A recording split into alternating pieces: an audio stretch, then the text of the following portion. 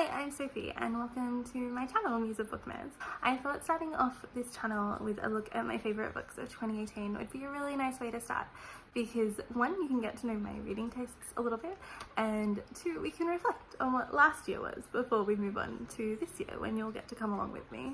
So in 2018 I read 58 books, but about 50 of them were between June and December because I finished my degree on the 30th of May. So that means that my reading speed is actually a lot faster than what 58 books in a year suggests. I typically read about 10 books a month, and about half of those are in audiobook form and then the other half are physical, actual reading form. The other thing that's interesting about my year is that I almost read entirely books by women. I think about 10% of my reading was by men, which is surprising. I'm certainly not against reading books by men, but a lot of the books that I read this year were amazing, and it just seems to be that the books that I was drawn to were books written from a female perspective. And actually both of the books I DNF'd this year were by men too, so what does that tell you? I don't know. As far as I know, these are all women. Of course some might be non-binary or other sort of identification, but as far as I know, they're all women. Before we get started, I just want to give an honourable mentions to two different YA fantasies that I read this year that I really liked but didn't quite make my top 10. One of them is Mirage by Samaya Dad. I really liked this. It is a sort of colonial fantasy sci-fi, kind of an intergalactic colonial story that blends fantasy and science fiction in a really cool way. The writing's really beautiful. I really loved the romance in this, so if you like romance, this is definitely a good one to check out. I think anyone who likes Laini Taylor, this is a good one to try. Her writing's not quite as lyrical as Laini Taylor's, but there's definitely the same kind of richness in the storytelling, and I really loved the author's cultural influences in this. Highly recommend. The other one that I would like to recommend, which I don't have with me because I listened to an audiobook and I've ordered the books to come in but they haven't come in yet, is The Remnant Chronicles by Mary E. Pearson, starting with The Kiss of Deception. These books were really popular on Booktube a few years ago, but I don't hear them talked about as much now, though I think Lala read them this year and really liked them too, and she kind of inspired me. They're just a really fun series. So it starts off with this princess who runs away from her wedding day, and then she has two men pursuing her, and one of them is the prince, which she rejected at her wedding day, and then the other one is an assassin who's been paid to kill her, and you don't know which one's which, though you hear from both of their perspectives. So you have names for them, but you don't know which one matches with what background, and it's done in this really fun, fast-paced way. The first book is a little bit tropey and has some like annoying rom-com things, but it's just so much fun that I just had to love it and think of it anyway. As the series goes on though, it matures and the lore of the story gets bigger and bigger, and there's some really interesting mythological elements, and the world building's really cool. Plus I really loved the characters, so definitely wanted to mention those two before moving on to my official top 10. My cat's being a sook. She wants all the attention. Hi kitty, how you doing? Why don't you come here? So number 10 is Hangman by Jack Heath. This is like if like a Lee Child / David Baldacci kind of really easy to read, easy to grab thriller, where the premise is Dexter meets Hannibal. But it's so much better than any of that sounded. I really loved this. It was really fun and really fast paced, and the twists got me, and the characters were really interesting. We followed this really fascinating anti-hero. This is the one book on here by men that I mentioned earlier, and I really loved this. I just thought it was a really solid thriller, probably the most solid thriller that I read this year, and I read a whole bunch of them. It was really fun. It's definitely a pick for like nan or mum or dad, if anyone likes sort of Lee Child or David Baldacci, but wants something with like a little bit more substance. Now, full disclosure, I do know Jack. He's the only author on this list that I know in real life, and I did read this book because I knew him. However, I have a policy where if I read a book by someone I know, I just don't mention it unless I adored it, because I don't ever want to bring negative attention or criticism to the careers of people who I'm directly trying to lift. In my real life, my career has been very adjacent to writers, especially in the area in which I live, and so I definitely would never want to sabotage or artificially inflate the career of someone who in my direct community. So for that reason, I genuinely really loved this. I would not be mentioning it if I didn't. I'd just pretend I'd never read it. But I really liked the premise of this, and when I read it, it was just great. It was lots of fun. Definitely a great summer beach read. People in Australia should read it now. People in America should wait till like June, I think, whenever summer beach reads are. But yeah, I really loved Hangman. I thought it was really smart, it was really tightly plotted, the characters were really fun, the ending surprised me.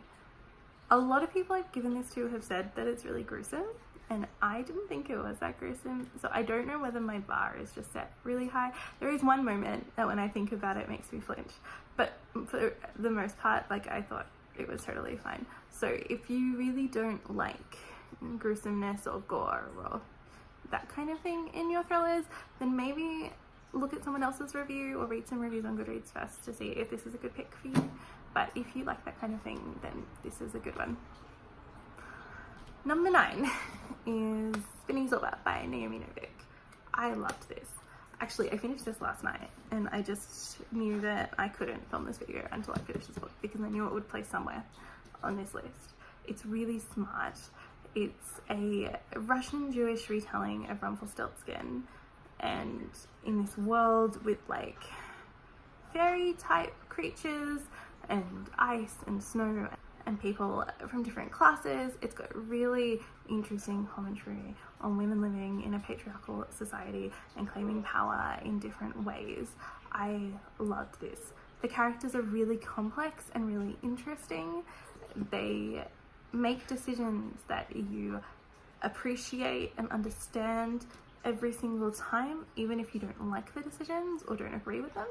There is never a point where you don't know a character's motivations or don't understand why they've done something.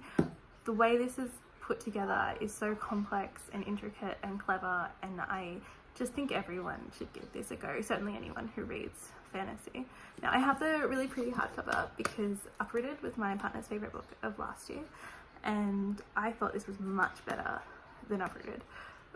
In saying that, I didn't read the hardcover, I listened to it on audio, which I think was a really good decision. The audio narrator has a really cool accent, a really wonderful voice for this story, and she does really wonderful voices for each perspective that we're learning from. I would say if you are going to listen to an audio, just be aware that sometimes there are changes in perspective that aren't that clear, especially at the beginning. Once it goes on a bit, you get to know the characters well enough and their voices are distinctive enough to be able to tell who's who without the narrator having to tell you.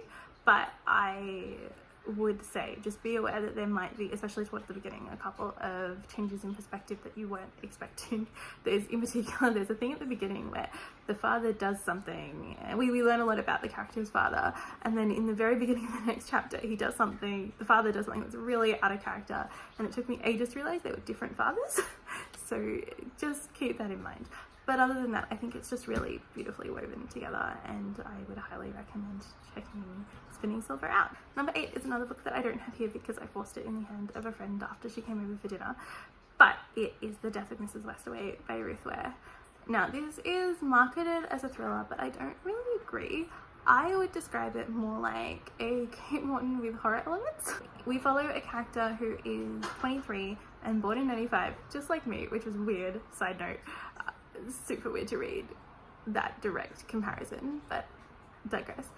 So she's 23 and she's quite poor. Her mother's passed away, so she has to support herself, and she does so by telling fortunes on a boardwalk, but doesn't make a lot of money from that and has debt collectors coming after her.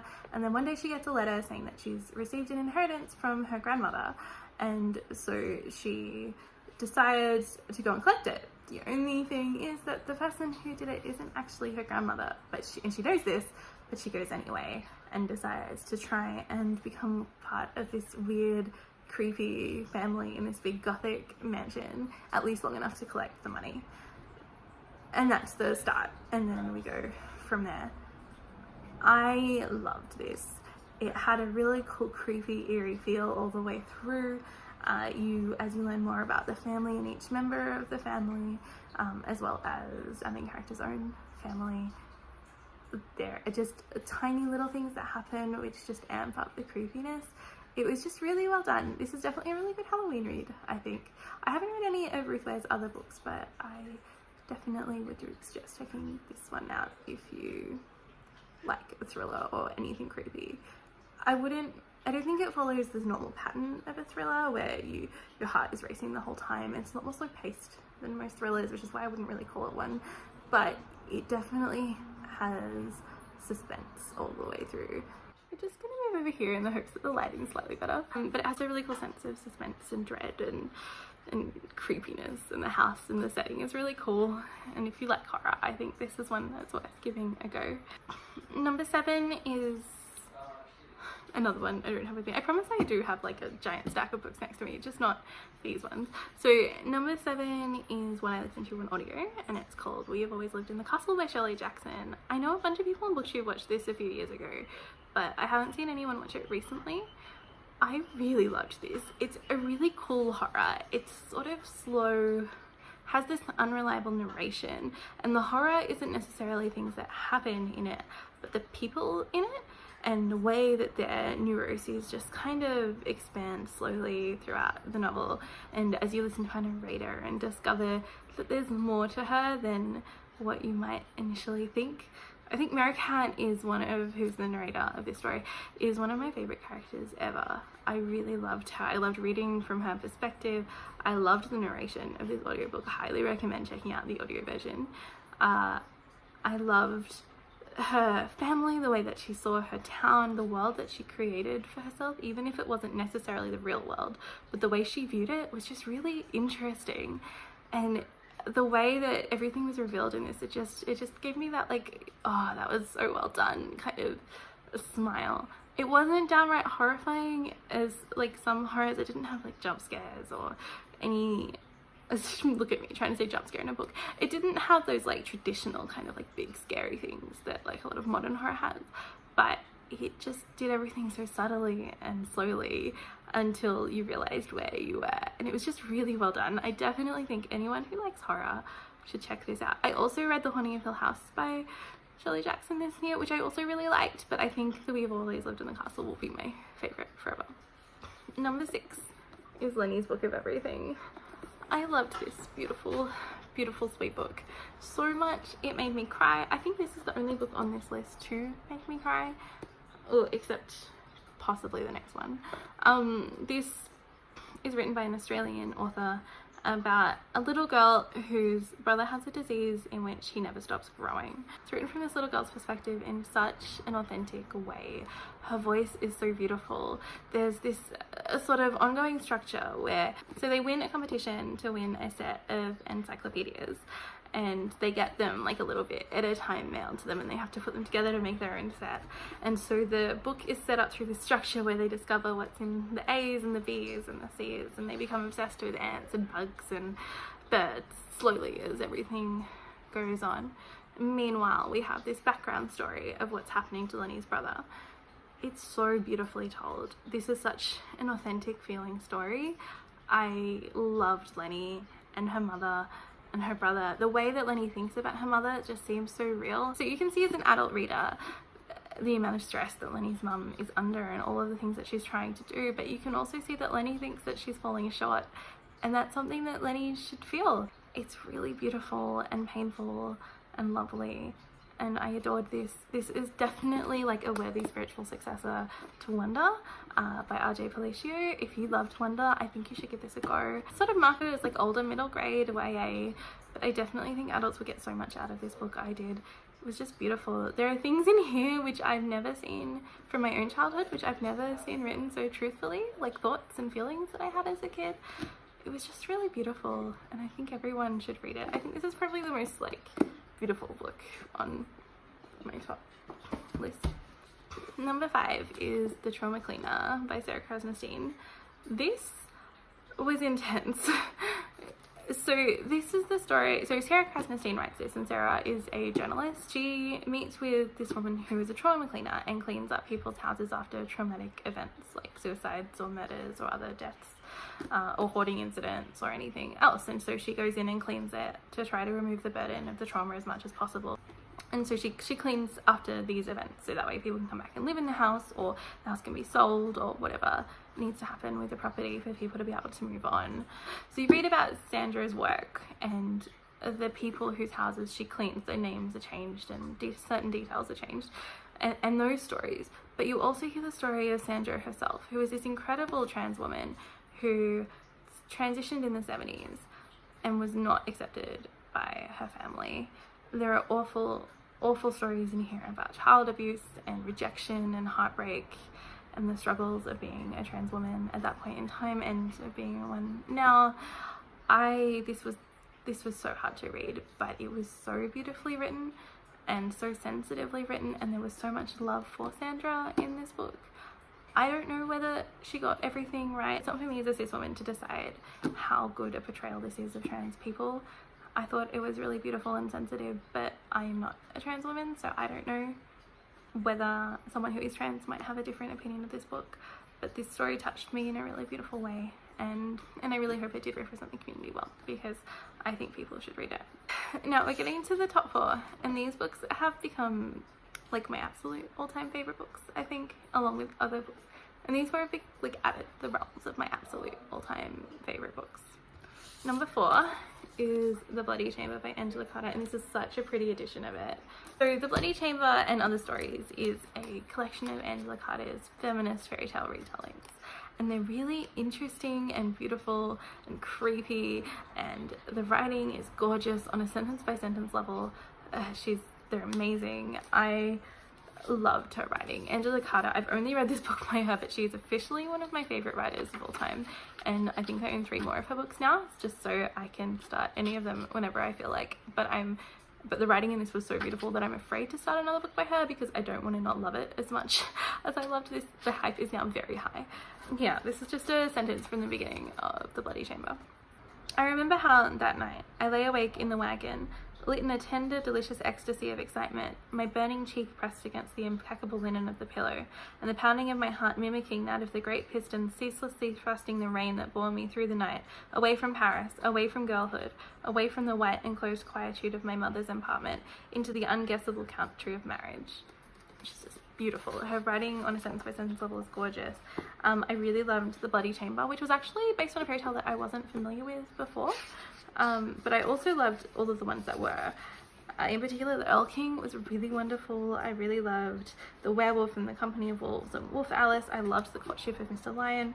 Really everything in here was memorable and interesting and made me think about feminism and fairy tales and how our cultural ideas of what women should be and what women should do are engrossed in these stories. And again, like Spinning Silver, this definitely explored female agency in fairy tale and fantasy in a really interesting way, and I just really loved it. Highly, highly recommend. Okay, number 3 I don't have with me, because this is a book that I've bought at least 7 times to give to other people, and I think I gave my copy away. This has been the book that I've hand sold the most this year as a bookseller, and the book that I have bought the most for people, that I've pressed into people's hands endlessly, because I have loved it so much, and that's Nevermore by Jessica Townsend, and also the follow-up Wondersmith, but mostly the first one. This is just the most fun children's book that I have read since Harry Potter. It has so much wonderful whimsy and heart and joy. It's just wonderful. I really love it, and wonderful with a U, because Wondersmith was wonder. Yeah, that's a joke for people who've read them. It's also really smart, like a lot smarter than it really had any right to be. I want people to look at this book as something more than just a children's book, because it has so much wonderful cleverness in it. It's just so great. It's got commentary on how scary it is to not have identification papers in the country that you're in, and what it is to cross a border without permission. It has commentary on different class systems. It's got really snarky, biting political humor. There's this bit at the beginning, so in that the like tidbit that I tell people when I try to give people a glimpse of it. And so near the beginning, we're in a world where when people finish school, instead of applying to universities or colleges, people who want apprentices or those universities send offer letters to students, and they open them up on a special day called Bid Day, where they get to see who has offered them a place. And our main character asks her stepmother if all the children get bid letters, really earnestly and open-heartedly, as she is throughout the whole series. I love Morrigan so much. And her stepmother just looks at her and replies, "Of course not, silly. If all the children were educated, where would we get our servants from?" It's such a clever, smart, wonderful, whimsical book. And anyway, the moral of this story is become my friend, add me on Insta and Twitter, and talk to me a bunch, and you'll probably end up with this book in your life, because I apparently just buy it for everyone I know. Number 2 of the series, and it should come as no surprise to anyone who is on this channel. And I'm cheating a little bit by including both parts of the series in one, but I just loved this so much. And that is Strange the Dreamer and Muse of Nightmares by Laini Taylor. These are gorgeous Illumicrate editions with the deckled edges, and they're signed. And I paid way too much money to get these to Australia, but I love them so much. They're beautiful. So Laini Taylor has long been my favourite fantasy writer. I loved the Daughter of Smoke and Bone trilogy. I love her writing. I love the way she uses words. I love the way she evokes worlds and settings, both in the real world and in her magical worlds. I love her characters, her romances, her beautiful way with words, and I was really excited to read this. But I did the thing where I was too afraid to read Strange the Dreamer because I loved the Daughter of Smoke and Bone series so much, and I was just afraid this couldn't live up to it, and it totally did. It was beautiful. I loved the main characters. I loved every element of this world. I really think this is a series you should know as little as possible about going in, and just let her consume you. Know that the plot that you start with might not be the plot you end the book with, that the pacing of the book that you start with might not be the pacing that you end the book with, and just be prepared for all of that. But then just let her take you away, because the way she builds worlds and evokes thoughts and feelings is just stunning. I love her books. And I'm not going to say any more than that because I don't think I can do them justice. And then we have my absolute favourite book of the year. So this is the first time in a long time that I have read a book and learned more about myself by reading another character. The first time in my life that I did that was Hermione Granger in the Harry Potter series, and this might actually be the second. I can't think of another character that resonated with me so much since, and that is Evelyn Hugo from The Seven Husbands of Evelyn Hugo. I adored this book. It's strange because I didn't love the beginning of this. It took me a while to get into it, but from the moment that Evelyn Hugo opened her mouth and we were in her story and her world and her Hollywood, I was just swept away. I couldn't stop reading this book, and I couldn't stop thinking about it, and I couldn't stop talking about it. The way she depicts bisexuality and being a woman in a world that doesn't really allow women to have power unless women seize it in ways that are underhanded and sneaky. The way she explores doing things that many people say should be degrading for women but are actually powerful for that character. I'm in love with this author and this book, and I'm too afraid to pick up anything else by her because I just adored this so much, and my heart hurt and I felt better with myself and my own identity for it.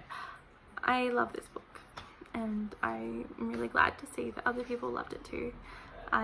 It's had a lot of hype, and that's really heartwarming because hopefully other people have had the same experience that I did reading it, and that is not an experience any other book has been able to come close with this year or in the last few years really.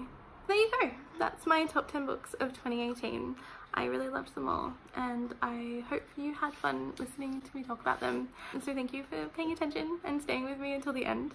This video is also a hint towards my next project, which will be coming out towards the end of January, though you will see videos from me before then as well.